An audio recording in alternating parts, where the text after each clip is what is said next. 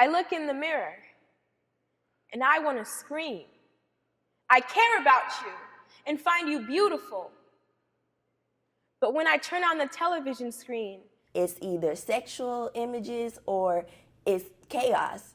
When I see your asshole, when I see your when I see your weak ass,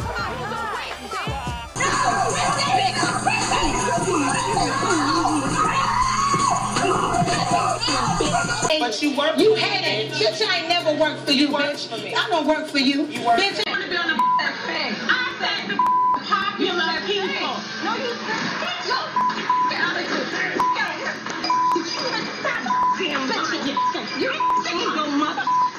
Bring it down, cause my head'll start spinning. I'll chop on your trachea. Try it. With me if you want to. It's not a good day. Okay? Now back to the shaking the table. And they're giving people who don't really know what a black woman should represent a bad image of us. Here's a quick test. Name 5 people you think define positive representations of African American women on television right now. Having trouble? The images of African American women on TV primarily consisted of angry black women, baby mamas, and gold diggers. Now, those images aren't only negative, they're steeped in stereotypes.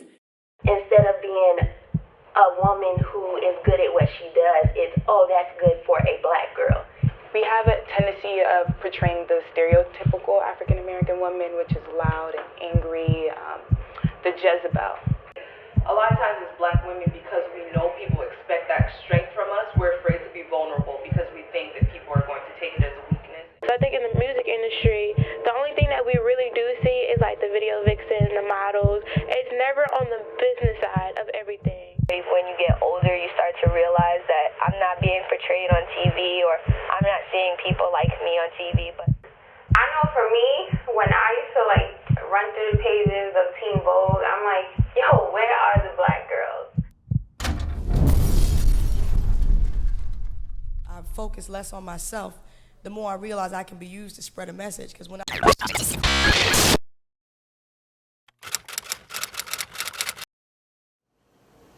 I think of African American women, I think bold, beautiful, ambitious, hardworking, dedicated, family oriented, funny, humorous. She has to have humor. She's well-rounded, she's multifaceted, she's multi-talented, and I think strength, beauty, courage. I think weak. I think family oriented. I think hardworking, and I think the black woman is strong and can conquer anything and anyone who comes in her way. I am told that I am black woman. I realize as I've grown up that that's not everyone's image of a black woman. So what I think doesn't really match up with everyone else all the time.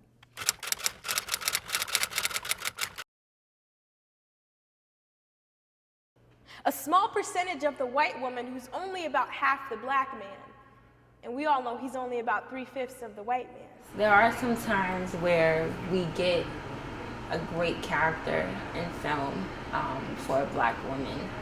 But for the most part, it's one-sided. It's the same stereotypical black woman scorned, black women singled out type of images that we see, unfortunately.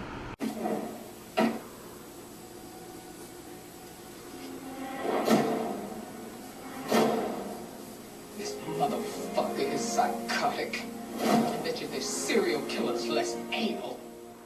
Sometimes there's an underlying factor of angry instead of, being fierce or strong. It's more so comes off as like angry or underlying attitudes, but I think it's portrayed differently depending on what you see in the media and who that, who's putting it out. I'm sick of dealing with your ghetto baby mama. Do you mind? Excuse us. And what the hell are you talking about, do you mind? Y'all ain't never seen black people on a train? You ain't never heard of the Underground Railroad? It's like we got a ghetto Harriet Tubman. Ooh, let my people go. You heard me? Snap. She's drunk. Yeah, we can tell. Probably a 40. Malt liquor. You always have to embarrass me. The pilot show that had Gabrielle Union And Gabrielle Union's this very successful, you know, woman on TV, but she has a very like dysfunctional family background. So there's this vested interest in making the Black woman this like kind of incomplete character where she has one part of her life really well put together, but the other part it's like she's lacking. She can't have a stable relationship in some way. Like I don't know, it's always like the Black woman's not quite there. It's unfortunate, but that's reality, and that's what people like to see as entertainment. When tears scroll down my cheeks, I can't wipe them away because I'm supposed to be strong. A tough bitch with bad attitude. An article yesterday about this idea of this strong Black woman, how it's supposed to be this compliment. You're like, oh yeah, she's strong. She can carry the whole world on her shoulders and not break a sweat. And I think that's a problem because, I mean, we're not ox. We're like women, we're people. And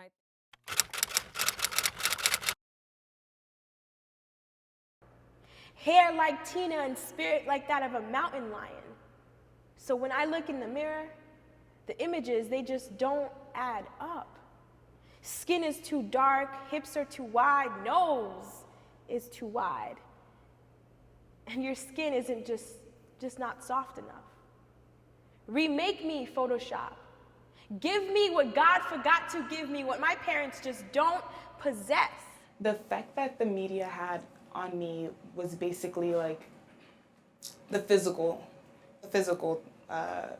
effect. So for example, I didn't think my butt was big enough, or I didn't think that I was light enough, or my hair was long enough, you know, to be deemed as beautiful or pretty. Not that I was insecure, but definitely wasn't as confident as the women that were portrayed in the media or the music. You know, I would just be maybe watching TV or watching a movie, and a Black woman would be portrayed, and I'd be like, that's not really true. That's not really how we all are. But I don't want to look like I'm mad or aggressive or angry, or I don't feel like drawing that attention to myself, so I'm not going to say anything. And I think that's a struggle for Black women every day. Just, you know, not trying to, you're like, I want to correct you, but I don't want you to think I'm angry or that I'm bitter, like the normal stereotype says we are. So it's that internal conflict, I think, is in everyone. But it was kind of like trying to find a balance between accepting myself as an individual and identifying with my skin color and my heritage and who I am, because I would constantly see these images of these gorgeous light-skinned women, and there was a misrepresentation or lack of presentation of women of a darker skin color, of any type of racial identity. Well, I'm dark-skinned and I like short hair because I can rock it. But everyone doesn't like that because that's what the media puts out. So I'm just like, am I not good enough? Am I not pretty enough? Or whatever. And sometimes it makes me feel self-conscious, especially when I'm around a lot of other people who don't look like me. And I have to second guess myself, like, wait, am I good enough to stand up to the competition that's right alongside me, who have like the blue eyes or the green eyes or the long hair? In my case, I'll just talk about my hair. People, when they see my hair, they don't even think I'm Black. So like they think I'm Spanish and they try and label me as other things, and I have to tell them like I'm Black. So that if there's certain parts of your identity that don't fit what the stereotype is or what the accepted view of Blackness is, that you're not really Black. And that's harmful because we are putting Blackness in a box. We're putting, you know, what a Black woman can be in this very confined space. Like, you have to be this and this and this and this. And so that's harmful for the Black woman because everybody else is allowed to be whatever they want to be in life. You know, you can be an artist, you can be, you know, an engineer, a doctor. But for a Black woman, it's kind of like, yeah, you can be those things, but those women are the minority. So I think that idea, I mean, Black people in general have this problem, but I think specifically Black women are confined to what they can be because people have a really strong idea of what a Black woman should be, and when they meet women that aren't like that, they reject it and they're like, no, like you're not Black enough or you're not this enough. And I think, I mean, that's really silly, but it's hurting Black women in general because we're now saying like, oh, is there something wrong with me because I don't like this? Maybe I should change this about myself. So me, as you know, as someone in undergrad, I was just like, man, what does it mean to be a Black girl? And so when I went natural and cut my hair like 3-4 years ago, I really had to stop and think, like, what makes me a black woman? What is essential to my identity? Is it the way I wear my hair? Is it the way I interact in society? Is it the kind of activities that I do? And I had to decide for myself, like, being a black woman is not, there's not a prescribed identity I have to take on. I need to be me, and in that, I'm a black woman, so I can be an example for people. And so now you can see, like, oh, being a black woman doesn't mean this. I can do all these things. And I think as black women, that's what we need to do, be ourselves and say, like, I'm all of this plus a black woman. You know, that way you can say that being a black woman is this very diverse idea rather than just like, that is what it means to be a black woman. There was these other two girls that I used to play outside all together. And I will never forget this, and you just triggered it for me.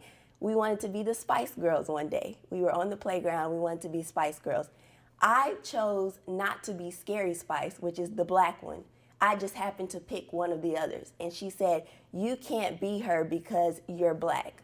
So I couldn't represent that specific one because of my color. And that's something that's always stuck with me.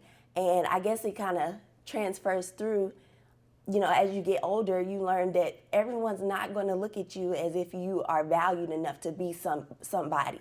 And that's just something simple that in elementary school, but I remember going home and being like, Mama, this girl said I couldn't be her because I was black, so I was automatically supposed to be the black girl in the group.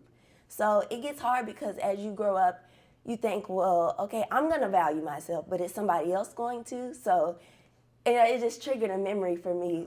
And I just remember going home and just being in shock that she said that to me as, I don't know, a 5-year-old or whatever. So it's like, is that how early it starts? And is that what's going to follow you the rest of your life to where you're always proving yourself so you can take the position of somebody you want to be? Not how they see you, but what you want to be.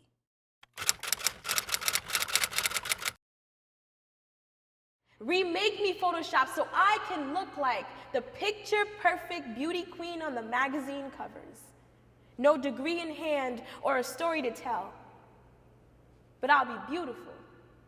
We're gonna see a generation of women who don't value themselves because they've been devalued in the media. And we're also going to see people who, I guess, what they can see for themselves is very limited. They're not going to necessarily see themselves as the CEOs or all those kind of things. They're gonna see, like, I'm gonna get my fame by doing ridiculous stunts on TV and then, you know, being famous from that. Let me introduce you to Sharkeisha, a woman from North Carolina who started her own trend by posting a brutal attack. And let me warn you, the video you're about to see is shocking, deliberate, and very graphic. We are going to show you video, a new viral sensation on social media, on Vine, Twitter, Instagram, and more. Within 72 hours, Sharkeisha Thompson has become an overnight Twitter celebrity. Warning, the video is graphic. Now is the time to grab your children and get them out of the room. This video has been viewed almost 1 million times across the country, and Sharkeisha seems to be bragging about her actions here on Twitter. She claims she knocked out the woman for cheating with her boyfriend, and within minutes, Sharkeisha gained more than 30,000 followers on Twitter. I think that for those who don't have role models or do have role models that are not like staying on them, I feel like this media portrayal of black women is horrible. Like, the young women, when they see this, they get influenced, like, not to put Love and Hip Hop down, but like, they get influenced to do all these things, to stay by their man, even though he's cheating on them, and all this ratchet stuff. And they think that that's the nature of black women. And just because these black women are like getting money or whatever, they feel like, oh, this is the way to go. Like, there's numerous women in the music business that are getting money off of being half naked on the front of a magazine. So they see that and they're like, oh my God, like, I could get money easily. Like, I could get money from being pretty. And it's not always about that. And I feel like that's only portrayed with black women. Like, it's like they're selling themselves short because they don't realize their potential. And so they're pushing for the younger women to just get easy money. And when easy money is never good. What if you really think about it, who in the media is positive for them? You know, you have, if you think models, Tyra Banks, who's positive. If you think if you think news, Soledad O'Brien is a wonderful journalist from various cultural backgrounds. If you think music videos, who do they have to turn to? If you think television shows, it's the Jocelyn's, and you know, what is there for them to turn to? And I think it's the negative outweighs the positive.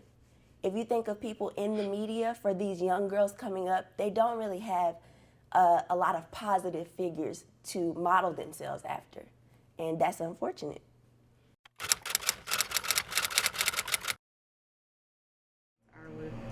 As a collegiate woman in my field, I think that the first place to start is in the classroom. It's very small, but it means something to speak up in class and to come prepared and just come right, and change the image of Black women in my surroundings. So if I come to class and I know what I'm talking about and I speak proper and I'm dressed appropriate, I think that has a very small effect on the people that are around me, and those people are majority white or just not Black. So that's the first place to start, and then from there I'm looking to, going into this industry, and just by being there I'm having an effect, because there's not a lot of Black presence in the media or in entertainment industry. So I think that's the first place to start for sure. As everyday women, the best thing we can do is to flood the media gates with examples of just us doing our thing, us being successful in whatever our different industries are. Because I think there is the problem of we get typecasted. People have very scripted ways that they want to see Black women. And so when we show them, I'm a ballerina, I'm an engineer, I'm a professor, I'm a filmmaker, whatever, we're showing them that these are the different areas. This is where you can fit as a future, a woman who's going to enter, the world. And so I think just options. I think when people feel like they don't have options, they slide to the worst of, what we have available. And so what we have available is not very appealing. It's not very diverse either. And it's not fair that everybody else gets to be whatever they want to be, but we get to be just like a handful of things. So we really need to create those pockets in society where women can kind of fall into. Us having good friends and good mentorships at our age, because we can always hold each other accountable for the things that we choose to do and the things that we choose to create. And especially since I'm in the field of content creation, such as media, film, and music. Music plays a huge part in all of this. I think having a good solid friendship and a friend basis, because if I can look at another woman who looks just like me and hold her responsible and accountable and still be loyal and trustworthy to her and love her for who she is, then that's a good start right there. Because when girls look up to me or you or anyone who looks like me, they can say, oh, well, she has a good friend basis, she has a good solid foundation of friends who are all doing amazing things, but they're not catty. They hold each other down and they're always loyal and they love to have fun and they do everything well with each other in a positive light. One young woman that you can mentor or young man that you can mentor, and you can tell them from firsthand account some of your stories or give them suggestions on how they should view these things differently. If they have questions about things they've seen in the media, and answer them honestly. So I think, being a mentor is very, very important. And if you have a group of girlfriends that are just as successful as you and are willing to help someone, you can start your own mentoring circle of 5 girls. And I think just that individual impact is so important. And you can change a life. It's a step-by-step process, and you have to take it down a level. And because, like you said, we're trying to get to there, but we have to start somewhere. So if it starts by us affecting the people in the Syracuse area, finding young individuals who want to look up to people who are in grad school pursuing their dream, so that they can, if it's going to the lower income neighborhoods and being a positive light for them.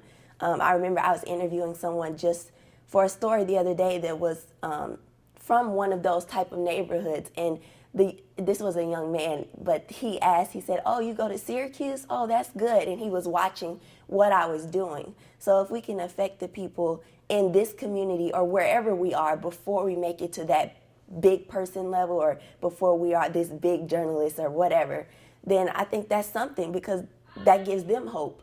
If Chanel can do it and she's 22, then I can do it.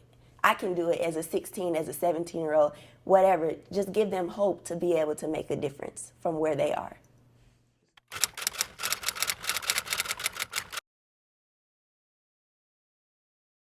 To be projected.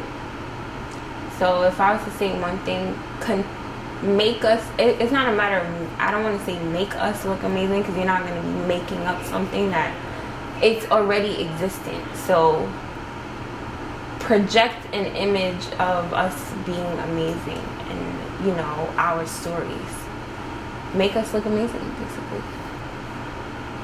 The young women, because that's where it starts. I would just tell them that Black is not a curse. Being a Black woman is not a curse, and you can do anything you set your mind to. Don't allow people to try and bring you down, because they always will be your whole life. Prove everyone wrong in every single way, and just every day try harder to accomplish something new. Have more creativity, because we can, and I say that because when you look at TV, there's so many different genres of everything. There's not just one comedy, one romance, one vampire show. There's a whole variety of everything. And I think for Black women and the Black culture, we need more creativity in these spaces. We have so many different outlets. We have music, we have film, we have TV. We have all these outlets, but yet the only creative thing you can come out with is reality shows such as like Basketball Wives and Love and Hip Hop. I feel like we can do so much more than that. And I feel like if you have the ability to use your voice when other people can't, create a sub-genre that everyone can relate to, but paints a different picture than what's already out there. We need more variety and more creativity. Black women are complex. There's not really much to say after that.